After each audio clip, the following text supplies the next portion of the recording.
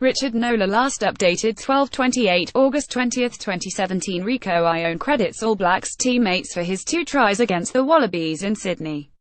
Rieko Ioane gave the impression he would rather swim with snakes than discuss the moment he embarrassed Israel folau on Saturday night. All Blacks left-wing Ioane got on the outside of Wallabies fullback folau with such ease when he scored the first of his 2 tries during the 5,434 win in Sydney that a collective groan of disbelief from the Aussie crowd could almost be heard from as far away as King's Cross. Here's what happened. Ioane got the ball in space down the left-hand flank, and immediately skinned multi-coat hopper folau to evade his clutches and dot the ball inside the corner flag. Rieko Ioane had the legs to outrun Israel folau for a try early on in Sydney. When asked about the moment he swept past folau, Ioane was almost reluctant to comment. "No, there was a bit of divot in the ground over there, so he tripped over that," Ioane explained. "It wasn't anything special, I just put the ball down."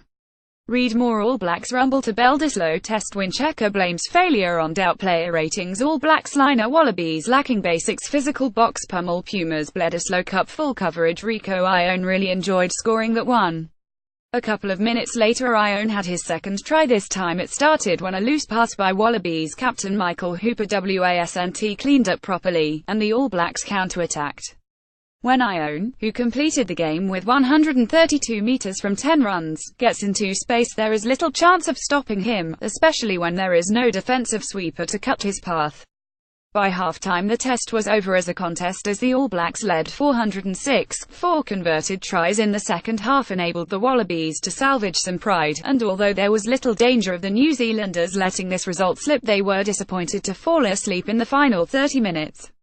The 20-year-old Ioane, who is likely to start again in the number 11 jersey for the next Bledisloe Cup match in Dunedin, described the experience as bittersweet. "We knew that first half was good, but then leading into that second half I think we really let ourselves down. There were a couple of things I could have done better. We will just review it and move on to next week."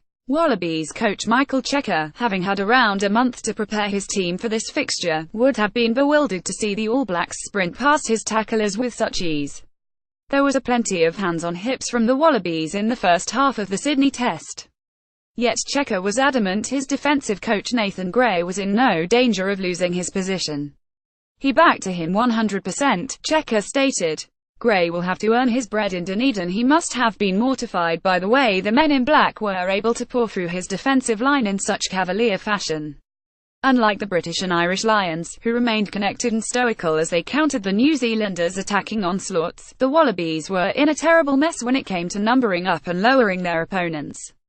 All Blacks wing Rieko Ioane scored 2 tries in the 5,434 victory over the Wallabies in Sydney. Every team has their different defence and theirs. The Wallabies was a bit more spaced for us outside, but then there was no space for the boys in the middle. Ioane explained, "I guess that is just the way the Aussies defended in this game. Stuff.